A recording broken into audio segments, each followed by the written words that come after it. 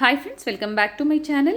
ಇವತ್ತಿನ ವಿಡಿಯೋದಲ್ಲಿ GS jewels ಅವರ ಜ್ಯುವೆಲರಿ ಕಲೆಕ್ಷನ್ಸ್ನ ತೋರಿಸ್ತಾ ಇದ್ದೀನಿ. In best price and wholesale ಪ್ರೈಸಲ್ಲಿ ಪ್ರೈಸಸ್ ಎಲ್ಲ ಸ್ಕ್ರೀನ್ ಮೇಲೆ ಮೆನ್ಷನ್ ಮಾಡಿದ್ದೀನಿ ನೋಡಿ. ಅದೇ ಸೇಮ್ ಪ್ರೈಸಲ್ಲಿ ಇವರು ನಿಮಗೆ ಕೊಡ್ತಾರೆ. ಇನ್ ಹೋಲ್ಸೇಲ್ ಪ್ರೈಸ್ ನೀವು ಬೇಕಾದ್ರೆ ನೀವು ಚೆಕ್ ಮಾಡ್ಕೋಬೋದು. ಒಳ್ಳೆ ಪ್ರೈಸಲ್ಲಿ ಇವರು ನಮಗೆ ಕೊಡ್ತಾ ಇದ್ದಾರೆ. ಯಾರಾದರೂ ರೀಸೆಲ್ಲರ್ಸ್ ಇದ್ದರೆ ಗ್ರೂಪ್ ಲಿಂಕ್ನ ನಾನು ಡಿಸ್ಕ್ರಿಪ್ಷನಲ್ಲಿ ಕೊಟ್ಟಿರ್ತೀನಿ ನೋಡಿ. ಜಾಯಿನ್ ಆಗೋರು ಜಾಯಿನ್ ಆಗಿ. ನೀವು ಬೆಸ್ಟ್ ಪ್ಲ್ಯಾಟ್ಫಾರ್ಮ್ ಅಂತ ಹೇಳ್ಬೋದು ರೀಸೇಲರ್ಸ್ಗೆ. ಅದು ಬೆಸ್ಟ್ ಪ್ರೈಸಲ್ಲಿ ಮೇಡಮ್ ನಿಮಗೆ ಕೊಡ್ತಾ ಇದ್ದಾರೆ. ನಿಮ್ಮ ಕಸ್ಟಮರ್ಸ್ಗೆ ನಿಮ್ಮ ಹೆಸರಲ್ಲೇ ಇವರು ಕೊರಿಯರ್ ಸಹ ಕಳಿಸ್ಕೊಡ್ತಾರೆ. All over India world wide ನಿಮಗೆ ಕೊರಿಯರ್ ಫೆಸಿಲಿಟಿ ಇರುತ್ತೆ. ವಿತಿನ್ 7 days ನಿಮಗೆ ನಿಮ್ಮ ಪಾರ್ಸಲ್ ರೀಚ್ ಆಗುತ್ತೆ. ಹಾಗೆ ಟ್ರ್ಯಾಕಿಂಗ್ ಸಹ ಇವರು ಕೊಡ್ತಾರೆ.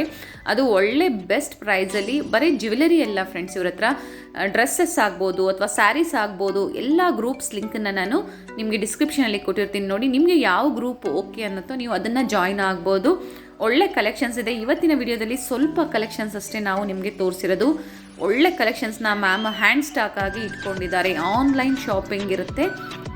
ಹಬ್ಬಗಳು ಬರ್ತಾ ಇದೆ, ಯಾರಾದರೂ ಸಿಂಗಲ್ಸ್ ಬೇಕು ಅಂದರೂ ಮ್ಯಾಮ್ ಕೊಡ್ತಾರೆ. ನೀವು ಕಾಂಟ್ಯಾಕ್ಟ್ ಮಾಡ್ಬೋದು. ಮ್ಯಾಮ್ ನಂಬರ್ನ ನಾನು ಸ್ಕ್ರೀನ್ ಮೇಲೆ ಕೊಟ್ಟಿದ್ದೀನಿ ನೋಡಿ. ಅಪ್ಕಮಿಂಗ್ ವಿಡಿಯೋಸ್ದಲ್ಲಿ ಇವ್ರದ್ದು ಮತ್ತೆ ಒಳ್ಳೆ ಕಲೆಕ್ಷನ್ಸ್ನ ನಾನು ನಿಮಗೆ ತೋರಿಸ್ತೀನಿ. ನಿಮ್ಗೆ ಇನ್ನೂ ಹೆಚ್ಚಿನ ಕಲೆಕ್ಷನ್ಸ್ ಬೇಕು ಅಂದರೆ ಮ್ಯಾಮ್ಗೆ ಡೈರೆಕ್ಟೇ ನೀವು ಕಾಂಟ್ಯಾಕ್ಟ್ ಮಾಡ್ಬೋದು. ನಿಮಗೆ ಪಿಕ್ಸ್ನ ಶೇರ್ ಮಾಡ್ತಾರೆ.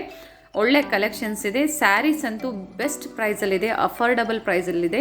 ವಿಡಿಯೋನ ಎಲ್ಲೂ ಸ್ಕಿಪ್ ಮಾಡದೆ ನೀವು ನೋಡಿದ್ರೆ ಎಲ್ಲ ಕಲೆಕ್ಷನ್ಸ್ ವಿತ್ ಪ್ರೈಸ್ ನಿಮಗೆ ಗೊತ್ತಾಗುತ್ತೆ. COD ಆಪ್ಷನ್ ಇರೋದಿಲ್ಲ, ಕ್ಯಾಶ್ ಆನ್ ಡೆಲಿವರಿ ಫೆಸಿಲಿಟಿ ಇರೋದಿಲ್ಲ. ನೀವು ಪ್ರೀಪೇಯ್ಡ್ ಆಗಿ ಪೇಮೆಂಟ್ ಮಾಡಿದ್ರೆ ಥ್ರೂ GPay, ಫೋನ್ಪೇ ಇವರು ನಿಮಗೆ ಕೊರಿಯರ್ ಮಾಡ್ತಾರೆ.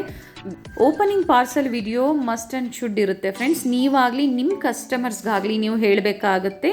ಓಪನಿಂಗ್ ಪಾರ್ಸಲ್ ವಿಡಿಯೋ ಇದ್ದರೆ ಇಫ್ ಎನಿ ಡ್ಯಾಮೇಜಸ್ ನಿಮಗೆ ಇದು ಹೆಲ್ಪ್ಫುಲ್ ಆಗುತ್ತೆ. ಜ್ಯುವೆಲರಿ ಗ್ರೂಪ್ಸ್ ಆಗ್ಬೋದು ಅಥವಾ ಸ್ಯಾರೀಸ್ ಗ್ರೂಪ್ ಆಗ್ಬೋದು ಅಥವಾ ಡ್ರೆಸ್ ಗ್ರೂಪ್ ಆಗ್ಬೋದು. ಎಲ್ಲ ಗ್ರೂಪ್ಸ್ ಲಿಂಕನ್ನು ನಾನು ಡಿಸ್ಕ್ರಿಪ್ಷನಲ್ಲಿ ಕೊಟ್ಟಿರ್ತೀನಿ. ನಿಮ್ಗೆ ಏನಾದರೂ ಡೌಟ್ಸ್ ಇದ್ದರೆ ಮ್ಯಾಮ್ ನಂಬರ್ನ ನಾನು ಸ್ಕ್ರೀನ್ ಮೇಲೆ ಡಿಸ್ಪ್ಲೇ ಮಾಡಿದ್ದೀನಿ ನೋಡಿ. ನೀವು ಅವ್ರಿಗೆ ಕಾಂಟ್ಯಾಕ್ಟ್ ಮಾಡಿ ಎನ್ಕ್ವೈರೀಸ್ ಮಾಡ್ಬೋದು. ಬನ್ನಿ ಹಾಗಾದರೆ ಇವತ್ತಿನ ಕಲೆಕ್ಷನ್ಸ್ನ ನೋಡ್ತಾ ವಿಡಿಯೋನ ಕಂಟಿನ್ಯೂ ಮಾಡೋಣ.